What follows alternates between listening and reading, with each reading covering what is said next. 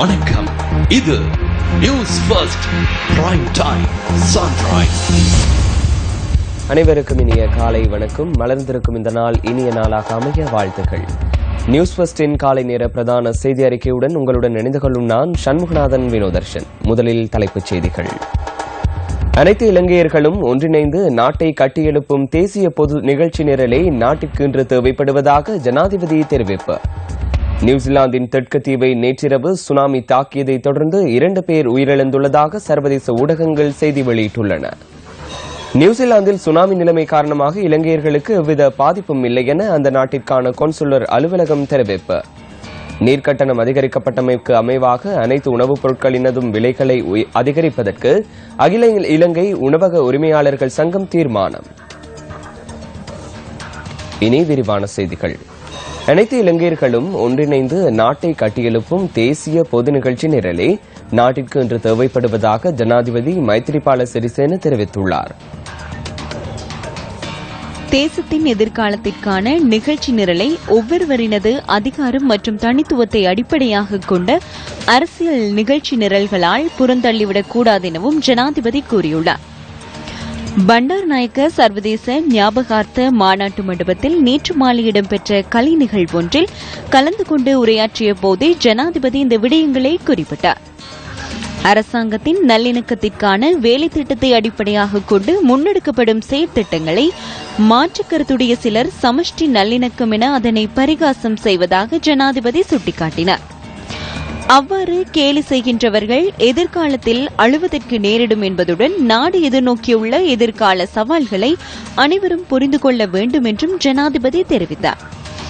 நல்லிணக்கம் மற்றும் தேசிய ஐக்கியம் போன்றவற்றின் செயற்பாடுகள் முன்னெடுக்கப்பட வேண்டியதன் தேவைப்பாடுகளை குறைத்து மதிப்பிடுவது கவலைக்குரியதாகும் எனவும் ஜனாதிபதி மைத்ரிபால சிறிசேன குறிப்பிட்டார். ஆகவே முழு இலங்கையையும் கட்டியெழுப்பக்கூடிய தேசிய பொது நிகழ்ச்சி நிரலே நாட்டிற்கு தேவைப்படுவதாக ஜனாதிபதி மேலும் சுட்டிக்காட்டினார். நியூசிலாந்தில் ஏற்பட்ட பாரிய நில அதிர்வு மற்றும் சுனாமி நிலைமை காரணமாக இலங்கையர்களுக்கு எவ்வித பாதிப்பும் இல்லை என அந்த நாட்டிற்கான கொன்சுலர் அலுவலகம் குறிப்பிட்டுள்ளது. நியூசிலாந்தில் ஏற்பட்டுள்ள தற்போதைய சூழ்நிலை காரணமாக இலங்கையர்கள் எவரேனும் பாதிக்கப்பட்டுள்ளனரா என்பது குறித்து கண்காணித்து வருவதாக வெலிங்டனில் உள்ள இலங்கைக்கான கொன்சுலர் அருண் அபேகுணவர்தன தெரிவித்தார்.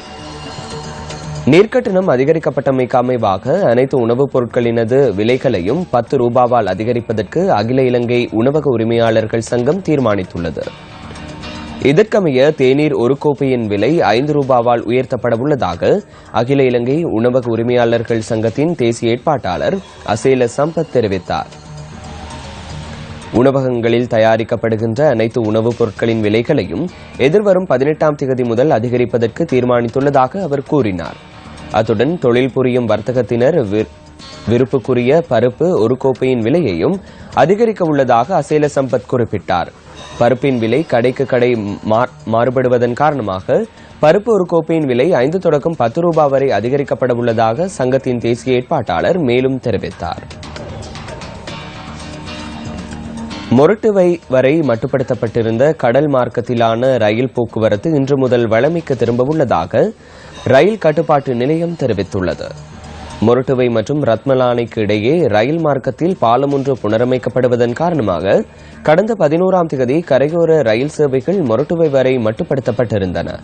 இந்த பாலத்தின் புனர் நிர்மாண பணிகள் இறுதிக்கட்டத்தை எட்டியுள்ளமையினால் இன்று முதல் மீண்டும் கொழும்பு தொடக்கம் மாத்தறை வரை ரயில் சேவைகள் ஆரம்பிக்க உள்ளதாக ரயில்வே கட்டுப்பாட்டு நிலையம் மேலும் தெரிவித்துள்ளது. தொழில் புரியும் வர்த்தகத்தினருக்கு சாதகமில்லாத ஒரு வரவு செலவு திட்டமே சமர்ப்பிக்கப்பட்டுள்ளதாக தொழிற்சங்கங்கள் தெரிவித்துள்ளன.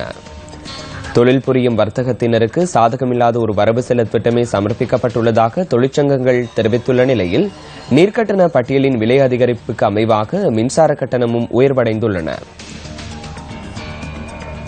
இதனால் தொழில் புரியும் வர்த்தகத்தினருக்கு சாதகமற்ற ஒன்றாகவே இம்முறை வரவு செலவு திட்டம் அமைந்துள்ளதாக அவர் சுட்டிக்காட்டினார்.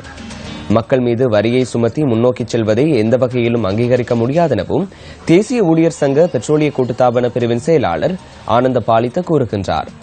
விரயம் மற்றும் ஊழல்களுக்கு முற்றுப்புள்ளி வைப்பதற்கு வரவு செலவு திட்டம் ஊடாக நிச்சயமாக நடவடிக்கை எடுக்கப்படுவது அவசியம் எனினும் மக்கள் மீது சுமையை திணிப்பதை எந்த விதத்திலும் அனுமதிக்க முடியாதென அவர் சுட்டிக்காட்டினார். மக்களின் வாழ்க்கை செலவினத்தை குறைப்பதற்கு அபிவிருத்தி இலக்குகளை அடைந்து கொள்வதற்கும் வரவு செலவு திட்டத்தின் முன்மொழியப்பட்டுள்ள இலக்குகளை வெற்றி கொள்ள அரசாங்கம் முழு அர்ப்பணிப்புடன் செயற்பட வேண்டும் என அவர் மேலும் தெரிவித்தார். வரவு செலவு திட்டத்தின் ஊடாக தொழில் புரியும் மக்கள் மீது சுமையை திணித்துள்ளதாக ரயில்வே கூட்டிணைந்த தொழிற்சங்க முன்னணியின் செயலாளர் சம்பத் ராஜித குறிப்பிட்டுள்ளார்.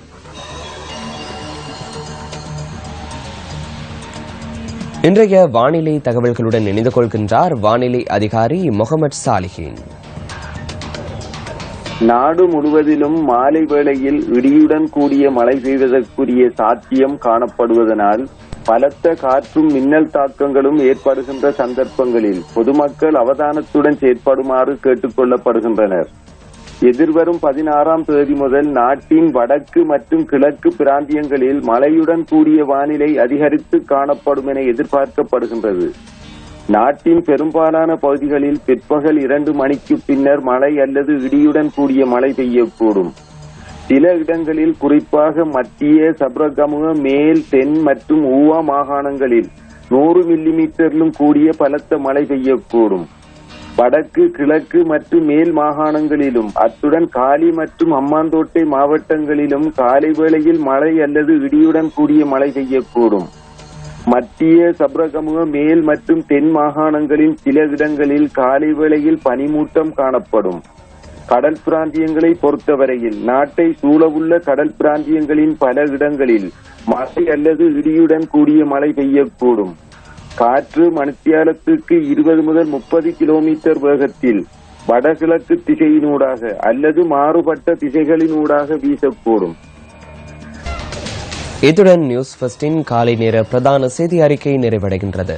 மீண்டும் சந்திக்கலாம் 10:25 மணித்தியால செய்தியில். வணக்கம். Hotline 0114-896-896 www.newsfirst.lk. Feedback at newsfirst.lk.